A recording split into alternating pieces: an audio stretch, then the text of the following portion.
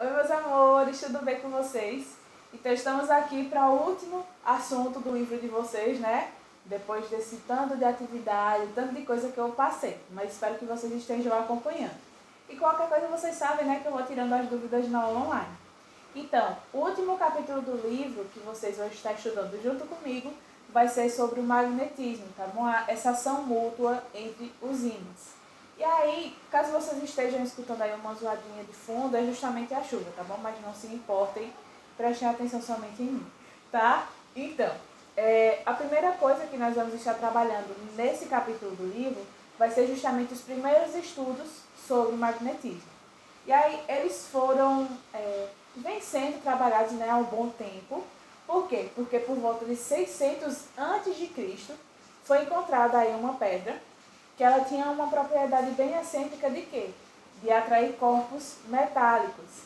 E essa pedra ela foi encontrada justamente numa região chamada de Magnésia, localizada na Ásia Menor, que é atualmente a Turquia. E aí, essa pedra ela foi chamada de magnetita. Por quê? Porque eles quiseram colocar esse nome, tá bom? E essa pedra ela também é conhecida como pedra-ímã. E essa magnetita ela é justamente um minério de ferro, tá bom? A fórmula dele vai ser justamente Fe3O4, óxido de ferro. Lembrem disso, tá bom? Nós temos aí a presença do oxigênio e a presença do ferro também.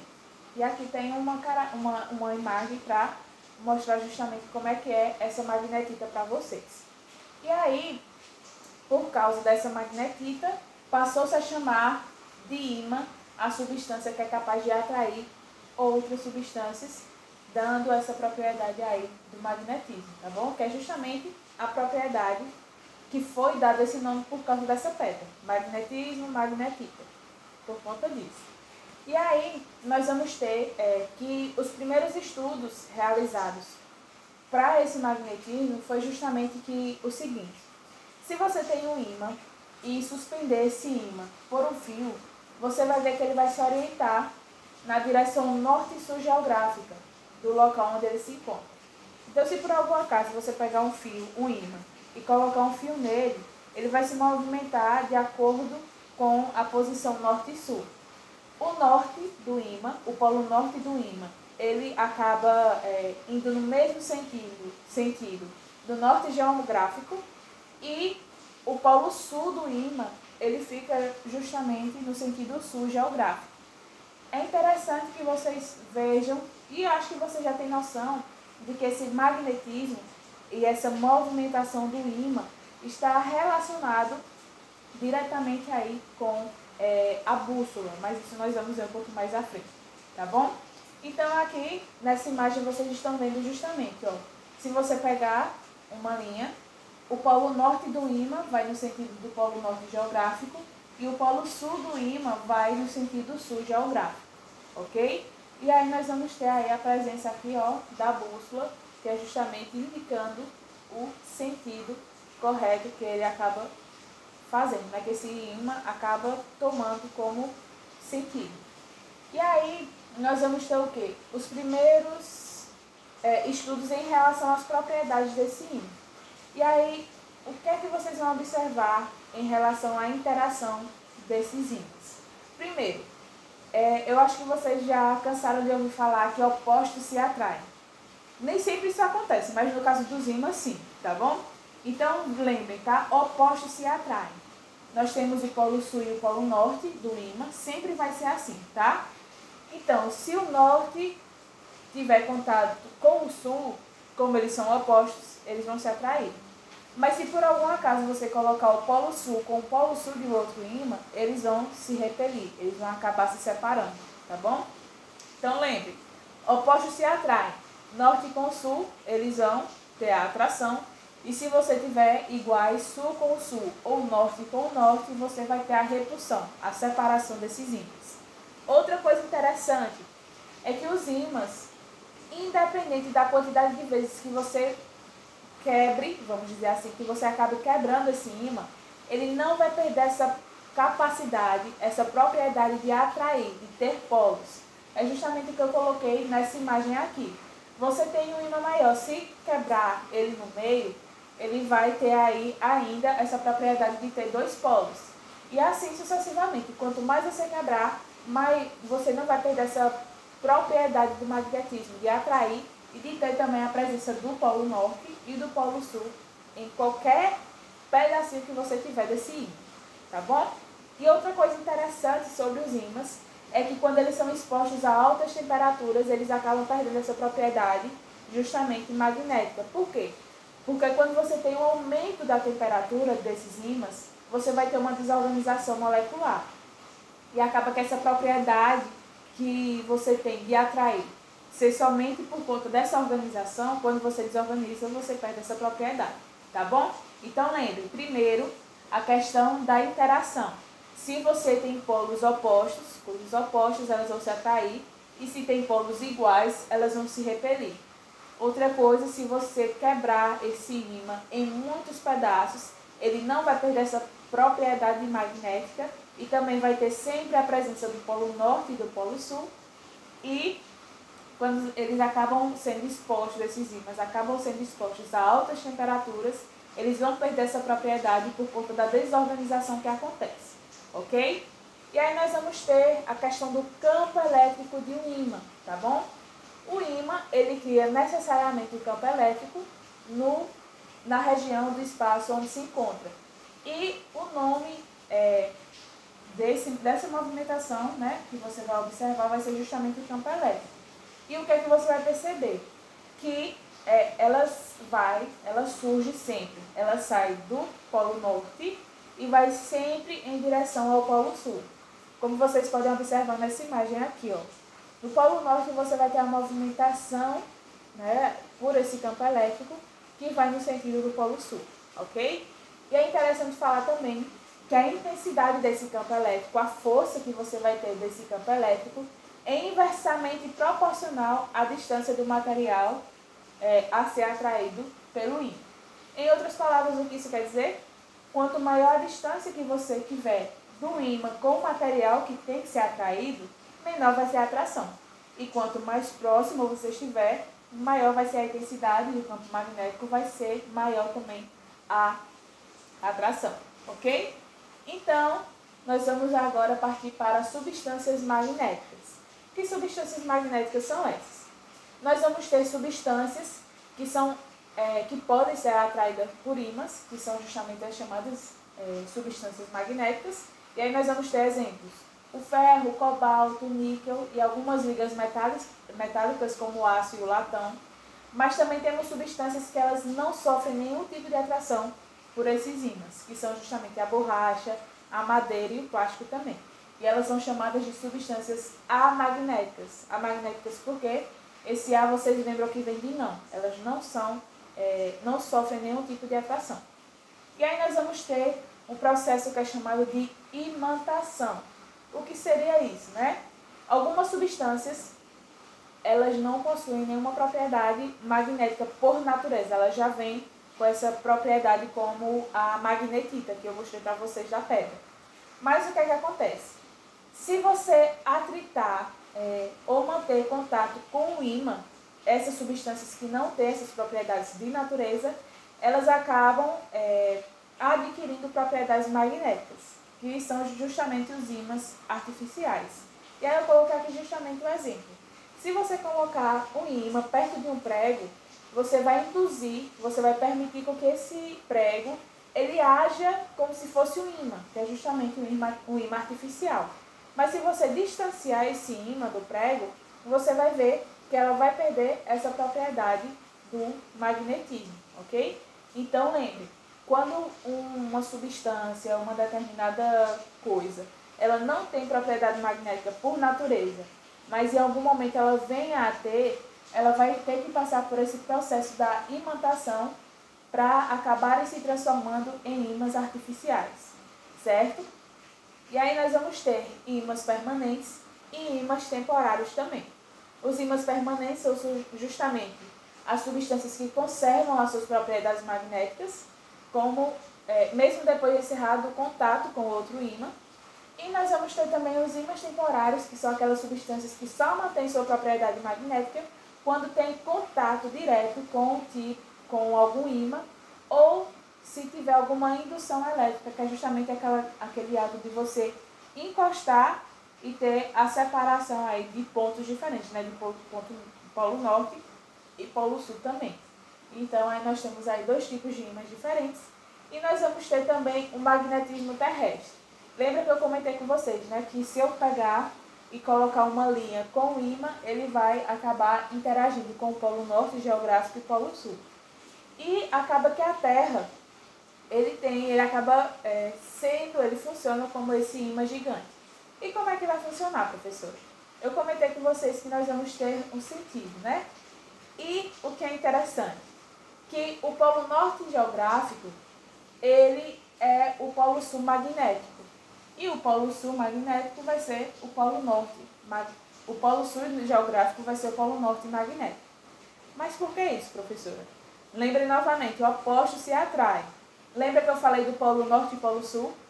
Então, o polo norte magnético ele vai acabar atraindo o polo sul do ímã. E o polo sul geográfico vai acabar atraindo o polo norte. Então, essa relação aí que você vai ter é justamente porque a Terra ela acaba funcionando como um ímã. Então, lembrem, o norte vai se interagir melhor com o sul e o sul vai se interagir melhor com o norte. Por isso, essa mudança aí e essa interação com o ímã que é gigante, que é justamente a Terra, tá bom? Lembra dessa questão aqui. Polo norte geográfico, o norte vai interagir com o sul magnético e o polo sul geográfico vai acabar interagindo com o polo norte magnético. Aquela questão de opostos se atraem. Lembrem sempre disso, que é justamente uma boa propriedade utilizada aí que os ímãs eles têm. E aí é interessante que vocês saibam também dos fenômenos de magnetismo que acontecem na Terra. E um bem interessante, que eu acho lindo e que acharia muito bom se eu conseguisse observar, né? É justamente a aurora polar, ou a aurora boreal no Polo Norte, ou a aurora austral no Polo Sul. E aí o que é que acontece? Nós vamos ter que essa aurora, ela acontece quando ventos solares, os ventos que são trazidos aqui para próximo da Terra, através do Sol, eles entram em contato com o seu campo magnético, o campo magnético que nós temos na Terra, que é mais intenso nos polos. Então, por isso que eles acontecem somente no Polo Norte e no Polo Sul. Então, os ventos, eles vêm, entram em contato com essas regiões magnéticas, com esse campo magnético que tem na Terra, mais próximos do Polo Norte e do Polo Sul. E o que é que acontece? Esses ventos solares, eles têm um fluxo de plasma quente, que vai ser composto de quê? Composto de gás de elétrons livres e também de cátions, que são aquelas partículas positivas. Lembrem também disso, tá? Que elas vão ser emitidas pelo Sol em várias direções. E aí, o que acontece? Quando elas chegam em contato com a Terra, com a camada mais externa da Terra, né? Que é a ionosfera, ela acaba tendo essa interação e acaba gerando esse fenômeno tão lindo. Tá? E é interessante falar que ela é emitida pelo Sol em várias direções, em um resultado de milhões de graus de temperatura da camada mais externa da estrela, né, do Sol, que é justamente a coroa solar. Então, é a partir da coroa solar que nós vamos ter essa eliminação desses ventos solares, certo? E aí, nós vamos ter o seguinte, que elas não vão ser sempre liberadas de uma maneira constante. Tem momentos que tem como se fossem tempestades, os ventos são mais fortes, tá? Que vêm do Sol. E aí, durante essas tempestades, que são essas tempestades magnéticas, o fluxo do plasma que vem, justamente, que está dentro dos ventos solares, eles vão ser bem mais fortes. E assim, o campo magnético que vai estar entre os planetas vai acabar causando vários distúrbios no espaço. E principalmente na ionosfera, que é o local onde você vai ter como se fosse a interação entre esses ventos solares e a camada mais externa da nossa Terra, tá? Da atmosfera. E aí, por conta disso, você vai ter vários distúrbios na ionosfera. E o que é que pode acontecer? Você vai ter uma dificuldade na qualidade da comunicação por rádio ou dos sistemas de navegação. Podem ter danos também para os astronautas que vão estar nessa região, né, das tempestades magnéticas. eles podem acabar causando problemas também nas células solares dos satélites e também causar algumas mudanças na movimentação das bússolas e na ação dos radares também. Tudo isso quando você tiver a presença das tempestades magnéticas, onde o fluxo desses ventos solares vão ser bem mais fortes do que o que costuma ser, ok?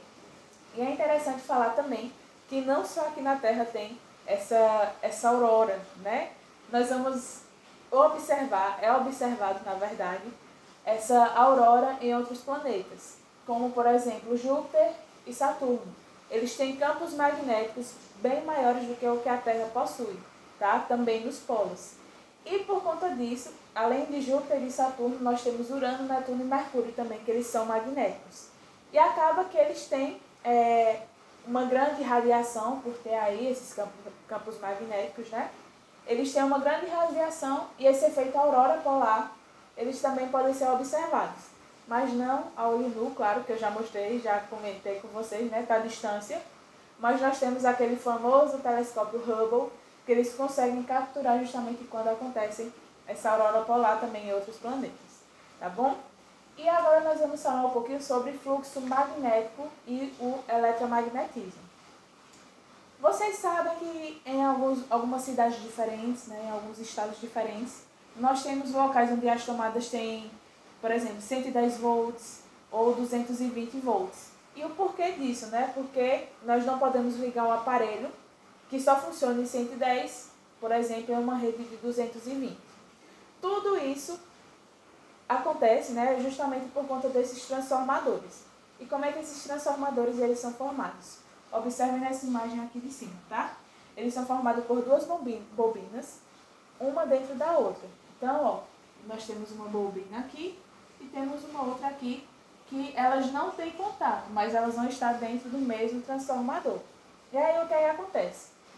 Nós temos a primeira bobina, que é o enrolamento primário.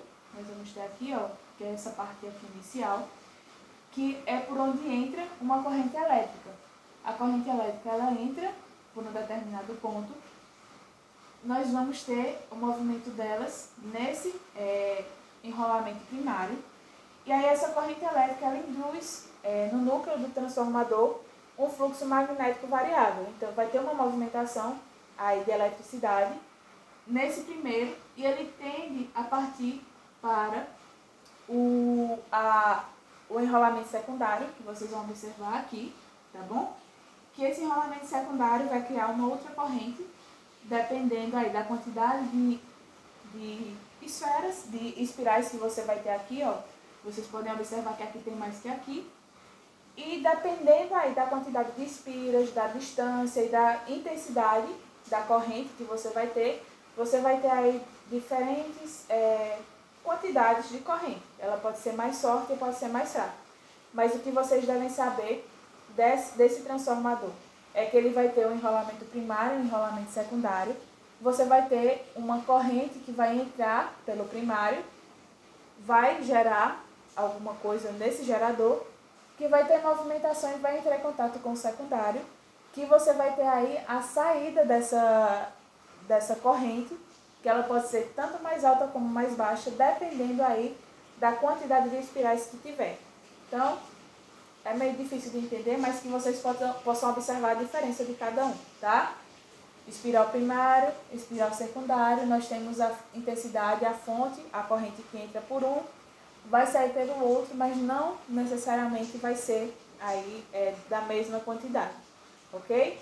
E é interessante vocês observarem também o seguinte, que nós vamos poder realizar cálculos através dessa questão aqui das espiras e da voltagem, que é a quantidade de corrente que você vai ter.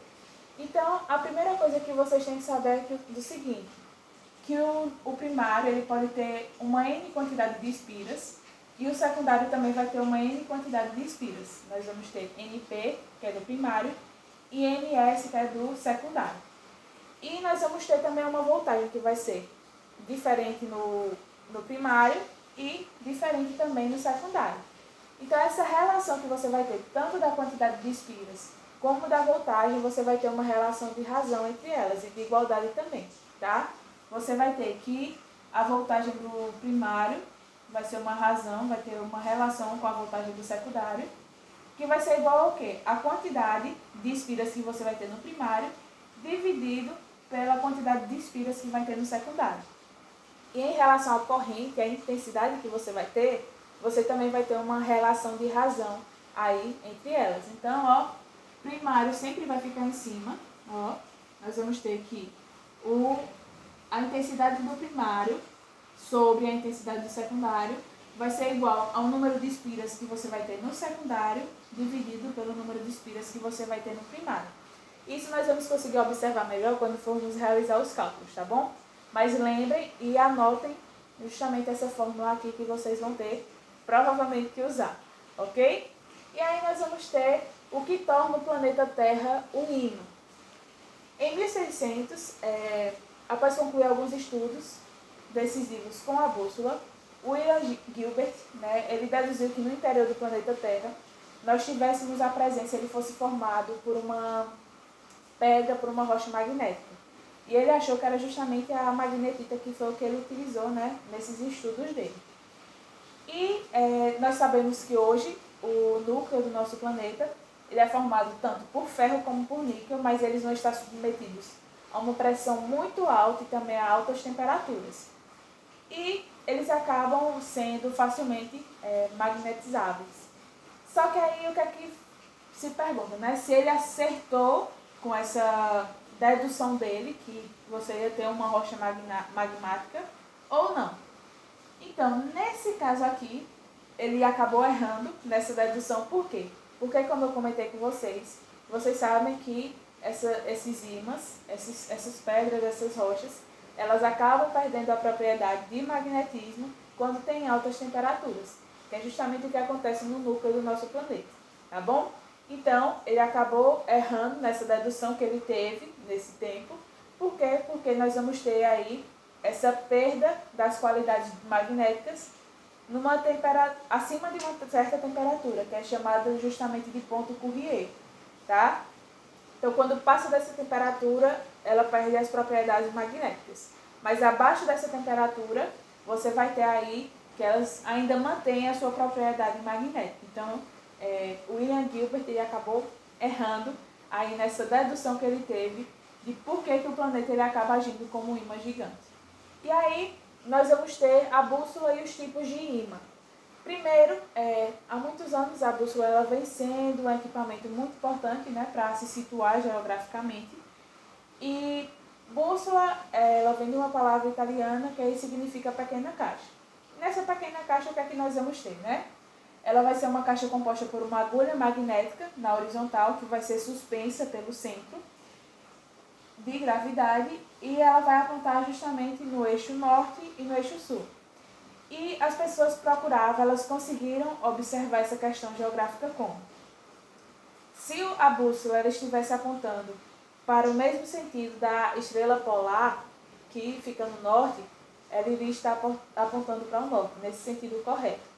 E se quisesse observar alguma coisa do Polo Sul, ela sempre tentava, ela sempre procurava, tinha que estar, na verdade, em sintonia com o Cruzeiro do Sul, tá? Então, a estrela polar e também a do Cruzeiro do Sul. Essas relações do norte e com o sul tinham que ter relação direta com o sentido que nós íamos ter aí essa agulha, tá? Então, a partir daí, eles conseguiram desenvolver justamente esse reconhecimento da noção de eixo norte e de eixo sul. E aí, é interessante falar que cada ímã ele tem uma aplicação diferente conforme o seu formato. E aí, nós vamos ter que os ímãs em barra, eles são utilizados na fabricação de bússolas magnéticas, enquanto os ímãs circulares, eles são utilizados em computadores e componentes elétricos. Além disso, nós temos o ímã em forma de ferradura, que ele tem um campo magnético mais forte. Por quê? Porque os polos deles vão estar mais próximos, tá? Vão ter maior interação. E esse tipo aqui de ímã, que é em formato de ferradura, são utilizados em aparelhos como radar, em alguns outros tipos de motores elétricos. E por último, nós temos aqui os ímãs em forma de disco, tá bom? Que eles podem ser utilizados mais comumente em alto-falantes, que eles acabam fazendo a conversão de impulsos nervosos em som, tá bom? Então, a aula de hoje foi isso, foi o último capítulo do livro. Espero que vocês tenham entendido. E qualquer coisa é só me chamar no WhatsApp, tá bom? Um beijo, até a próxima aula.